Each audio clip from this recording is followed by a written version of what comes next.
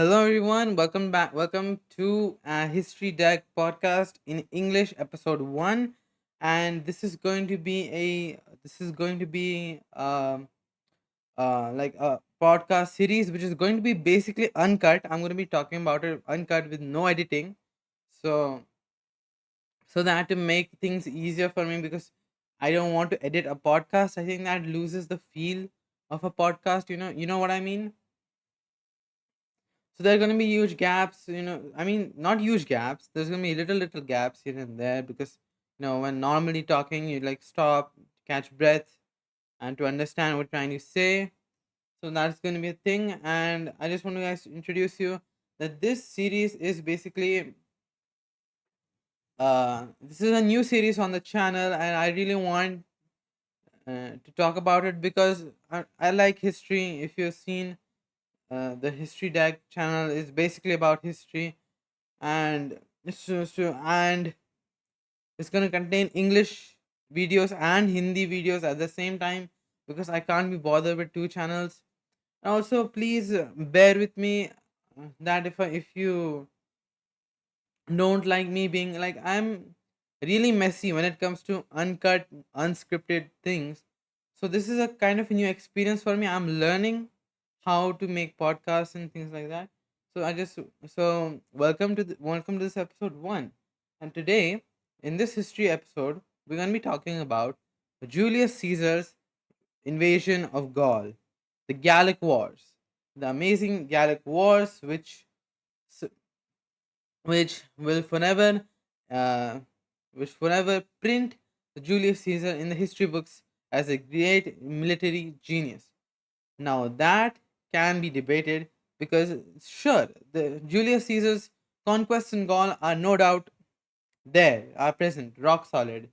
But there are some things about Julius Caesar which I'm very suspicious about. And it's not like I'm not saying that he didn't do the great things that he did, but I'm saying that some of the losses that he had, Julius Caesar, in the Gallic Wars are probably hidden, and that he probably did not write it in his book. There's a book, Julius Caesar wrote a book, Comilio de Bellico, something like that. I don't really know what the title is.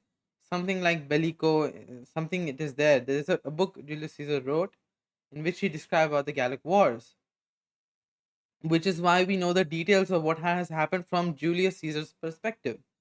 Now, I want to, before proceeding, I want you guys to know that I am no historian. I am a 17-year-old boy who is interested in history and want to make history podcasts. So that is that is so. Please sure to have that in mind before making any criticism. But yeah, anyways. So if before proceeding on to the four major points that I have decided to talk about in this podcast, you need to know the first battle in the Gallic Wars, which is Battle of Arar. It was fought between it was fought between the Celtic tribes of Helvetii and Julius Caesar in, like, basically in the region of the Sound River in France, basically modern day France. There's a Sound River. I'm probably not getting the pronunciation right, but there was a river called Saone, Sound. I think it's called Sound River, and the first battle was fought there, which gave, yeah, it was a decisive Roman victory, which is great for Julius Caesar. Yeah, sorry, I was just adjusting my chair. But anyways, I mean, this is uncut. So anyways, uh, so basically now get like diving into the war. Basically, what happens is the Helvetii is a group. Helvetii is a tribe in modern day Switzerland. I'm not really in modern day. In ancient times, not modern day. What am I saying? Okay, I'm really bad at narrating this, but um, there was a tribe in ancient times in modern day Switzerland, Helvetii tribe, and Helvetii tribe had a lot of sub tribes in them too. or something like that. There were some tribes they incorporated with them during this migration at least, which is the Boi, Tulungi, the Tigurini Celtic tribes. They were along with them, and they went on a migration from Switzerland, the Alps mountains, to Gaul, or you can say France or Gaul, anything you like. Um, France was not made then; it was called Gaul. So Gaul would be a more appropriate name for it. So yeah, and Romans had at this point 58 BC we're talking about had had the lower portion, the southern portion of Gaul in their hands. They had subjugated it. It was Roman. It had everything bit of Roman in it, is what I know. So yeah, and they were the Helvetii tribes were migrating through Roman controlled Gaul to the larger Gaul that is present, and they were confronted by Julius Caesar because Julius Caesar wanted had political rivals, wanted glory, wanted wealth, not really wealth, but glory and prestige, which is very looked upon in Roman society. So that is what he wanted. That is why he went, and he just wanted an excuse to find a way to get a military victory. So he chose the Helvetii, who were, to be fair to Julius Caesar's favor, they were trespassing on on Roman territory by by going through Roman controlled Gaul. So, but Julius Caesar had already made up his mind that he was gonna fight them, and he wanted to boost his image, Julius Caesar, and Caesar. Basically, what happened was this happened. The Battle of Arar happened. The first battle in the Gallic Wars happened in the Saone River, right, where around 70 to 80% of all the Helvetii tribes had migrated from from the west part of the Sound River to the east part. Actually, no, wait, no, from the east to the west. Okay, I got that wrong. From the east to west, 80% of the tribe had already moved across from the river, and there were only 2,000 to 3,000 left. The total population of the Helvetii was around 3 lakh. Okay, okay. Since this is English, I'm just gonna say not use lakh. I'm gonna use say 300, 370,000 people were the total population of the Helvetii, and uh, around 2,000 to 3,000 Helvetii was still in the opposite side of the river. And who was also there on the opposite side of the river? Julius Caesar and his one legion.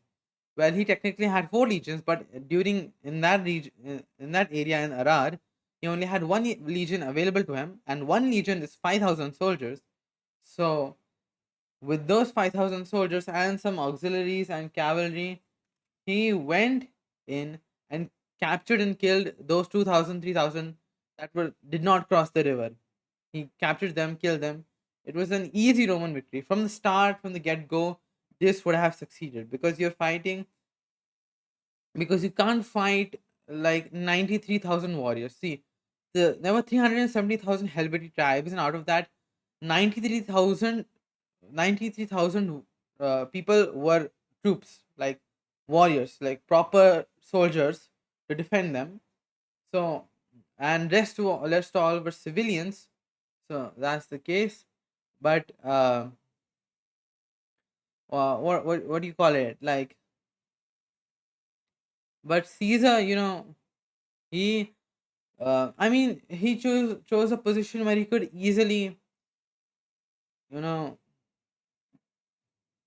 I mean, he could not fight. Julius Caesar could have never fought 93,000 warriors with just 5,000 with him. 5,000 5,000 soldiers with him. He could not have fought 93,000 soldiers. So, to isolate them, to divide and then conquer, that was a very smart move, which the British also used in the colonial era. So, it was a very smart move to gain a victory and to deplete the morale of the Helvetii and uplift the morale of the Romans, which was a very decisive Roman victory, which is, I give Julius Caesar credit for that. So yeah, basically I described the whole war, right? So that is how it came, and the technology was also pretty good, you know. But now I would like to talk some few things about this battle. Is the first thing, why did the Helvetii migrate in the first place? I mean, they were migrating from Switzerland to Roman control Gaul to the larger part of Gaul. They could have moved north.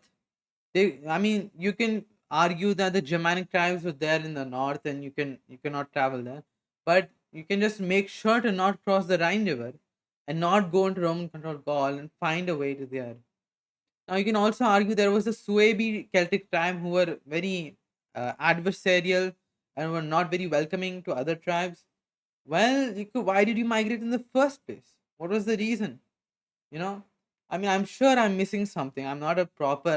I'm just reading whatever I could have researched. I'm just reading, just processing that um, to my best capabilities. But why did I mean, yeah, I mean, Helvetii tribe. Why did they burn their houses? Like, it's a known fact that the Helvetii burned their houses and then migrated to ensure that there's no loss. There's no there's I mean to ensure victory that they will migrate to a different place. But that eventually failed. Julius Caesar won the Battle of Arad, and then he fought the Battle of Bibracte, the next battle after this, and then they were forced to be made a Roman vassal, and forced back to their homeland. So they failed. So that line of thinking is strategically not appropriate, right?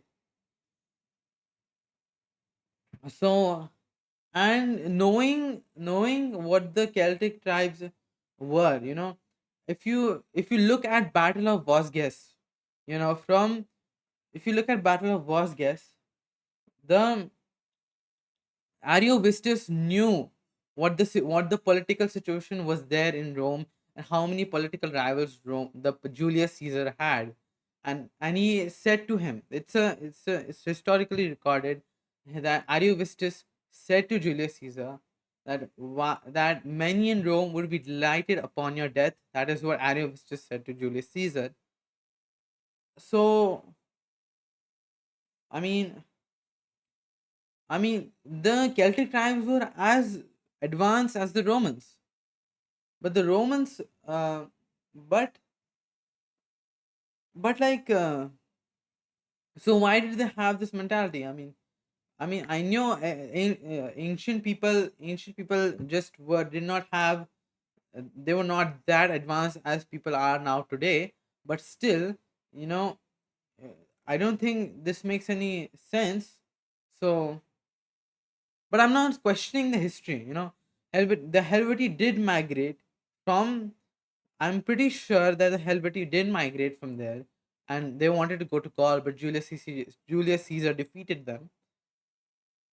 I'm not questioning that. I'm just saying, why were the Helvetii you know, so not strategically aligned with their goals, and they were not seeing threats and the political situation in other countries. Because if you're migrating from modern day Switzerland to other areas, you probably want to be aware of the political situations and other factors that you want to consider before migrating and making such a decision that you burn your houses and your lands and your property and then go to somewhere else, only then to be end up defeated with around 200,000 civilians and warriors dead or severely wounded.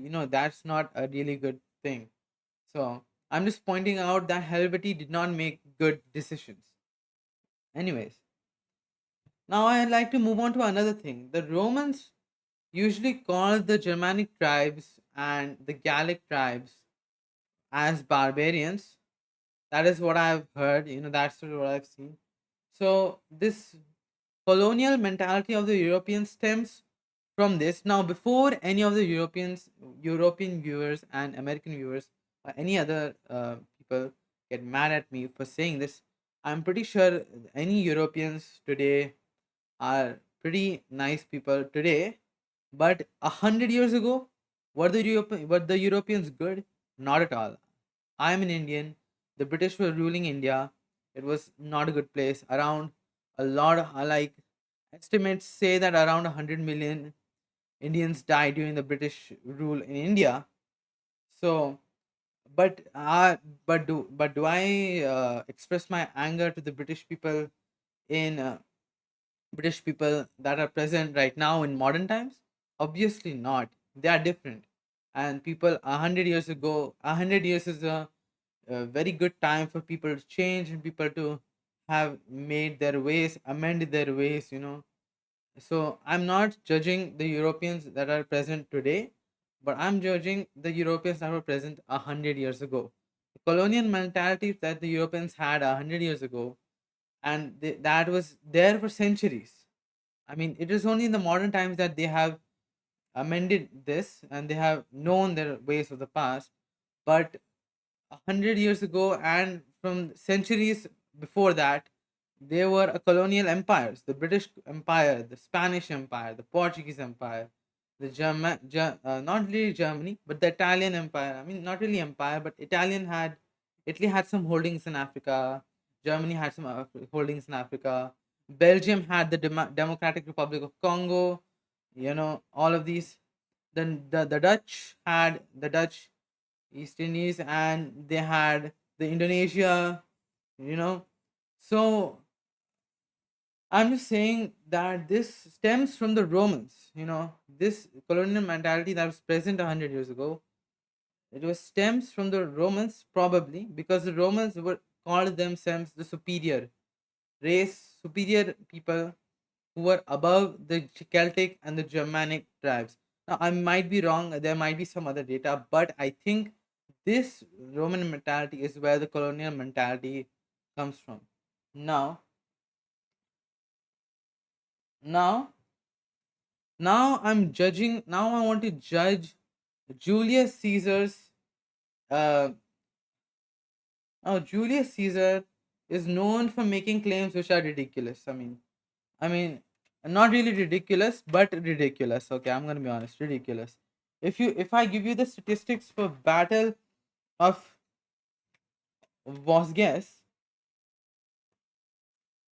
a Battle of Vosges, there were 50,000. The Suebi tribe had 57,000 soldiers, and Julius Caesar claims that he killed 80,000 Suebi, and there were still Suebi that had to flee from. Ariovistus lived this, and he fled from the Vosges and went to his Suebi tribe before the Rhine. I mean, no, east to the Rhine river. So basically, uh, what I'm saying is that Ariovistus had still a large number of soldiers after getting 80,000 troops killed. Now, killed or severely wounded. That means that, and the Julius Caesar only had around 6 legions, I say, around 35,000 troops, and he managed to kill probably a massive army like 100,000 soldiers. He took on with just 35,000 troops. Like, how does that even make sense? It does not make sense. I think Julius Caesar exaggerated his claims that he how many soldiers he had killed and how big his victories were, and for his political glory, or it could be any other reason, but it is definitely exaggerated is what I'm trying to say. Now, if we move on, like I've done an overview for the Gallic Wars, and I've seen most of the Gallic Wars, most of the battles that are being fought, they are, what can I say? They are like one-sided to the Romans. I mean, the Romans not really one-sided, but like the Romans have victory after victory after victory. I'm sure there are defeats in the Gallic Wars too. Romans did face some defeats. I'm pretty sure one or two or three are there, but most of them are Roman victories. So, and it is not an overestimate than how Julius Caesar could have won Gaul, because he did win Gaul. That's a fact, but there must have been severe defeats. I mean, you are telling me that Caesar did not face not a single defeat in the Gallic Wars. I mean, he could have suffered major losses. I mean, I'm not saying he didn't win Gaul, but like he could have suffered major losses in battles. He could have lost like 90% of his battles, but eventually win the war. That is what happened to Napoleon. Napoleon constantly won the battles, but eventually the coalition won. The Axis powers in World War II constantly won the battles, but eventually they lost the war. So there must have been a situation where Gallic tribes were winning the battles, constantly winning after winning, but eventually they lost the Gallic Wars. That is what I'm suggesting. That could have been a possibility. I'm pretty sure all of my theories and possibilities can be can be just what can I say? Can be closed down by just pure facts that are put on the table, and more experienced and more capable historians and other people, but I'm not a historian. So that's true. But this is my curiosity. Since this is a podcast, single solo podcast, I'm just trying to highlight, some things in my mind, trying to things. Um, this is uncut, and I'm just trying to have a discussion with you guys, a one sided discussion. I mean, you guys are there just listening while I'm just talking continuously. But I'm not complaining, but like, uh how could have, that could have been a situation. Julius Caesar could have lost some of the Gallic wars, not the wars but the battles, just like how the allies in World War II lost the battles, but eventually they won World War II. So that could have been a situation post Julius Caesar, and that is why he is a victor of war. And it's in pretty good. I think every single person who studies history knows this fact uh, by hearted, that the victors of war write history. So Julius Caesar won the war. That is why he wrote the history in his way. And if the mustache man, I'm not gonna say who the person in German president or chancellor of World War II was, but like mustache man, I'm just gonna say could have, if he would have won the World War II, then history would have written in a different way, more aligned to the principles that were present during the party that ruled World War II in Germany. So yeah, that is what I just wanted to say. It has been 23 minutes. I have been talking for 23 minutes. Wow, that's a new record. I felt like I've been talking for one whole hour, but it's only been 23 minutes. Um, so yeah, that is what I want to say, and that is my main things. And I have to admit, Julius Caesar did have a lot of smart techniques. I mean, he won the Gallic War, so he was smart. You cannot deny that. So that's how it works. But like, yeah, and so yeah, and that's basically it. I mean, you know, okay. I mean, now I'm starting to lose what to say. Uh, but yeah, yeah. And okay, I'm just gonna admit it.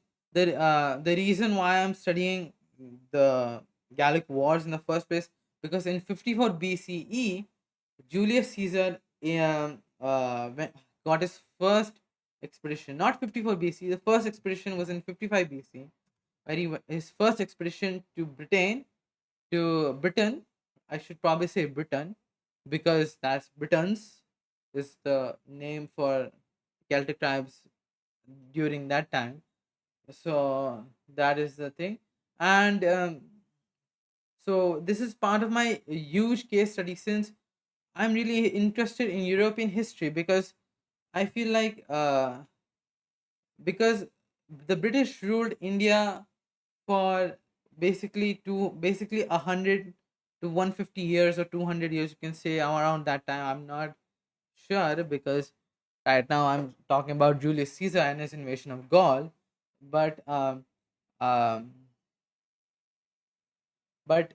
this is the Gallic Wars is a larger case study of me studying British history. So I really want to get the British history down. I want to really know what happened in Britain throughout the times. What is the situation in Britain, in the United Kingdom? Because I find it, because my main reasons are, first of all, pretty interesting. If I wanted to start, I had to start reading history from somewhere. I thought the British history would be pretty good because the British ruled India for around 150 years. So why not study what the colonial